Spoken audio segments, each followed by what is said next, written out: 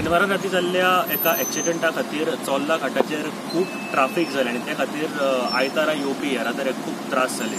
येरादारी एक 3 ते 4 वरां हांगासर उरताले आनी ताच्या नंतर तांकां फुडें वचूंक मेळटालें. 300 ते 400 गाडयो वाटेक आडकलेल्यो दोनाय सायडीक मेळोन. येरादारी करपी गोंयचे तशेंच कर्नाटकाचे जायते जे गाडयो घेवन येवपी आसा तांकां नक्की त्रास जातलो इतलें मात्र शुअर.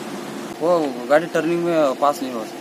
वो आगे गाड़ी खड़ा है ना, टर्निंग में उधर देखो तो खड़ा है, गाड़ी तो साइड में लिया तो पलटे हो जाता है, इसलिए ऐसा हुआ. कितें जालें नेमकें हांगा? माझे फक्त इंजन शॉर्ट झालं. हां, कितले दीस? 4 दिस झाले. ओके. आणि हो ऍक्सिडेंट कसो जालो? राती आम्ही गाडी हाडपाक पासको गेला मरे. हां. मग याने आवडो राती ठोकला कोणा खबर. फाटल्यान गाडी आसा ती तुमी फुडें दवरलेली? आम्ही माझी गाडी फुडें घडटा.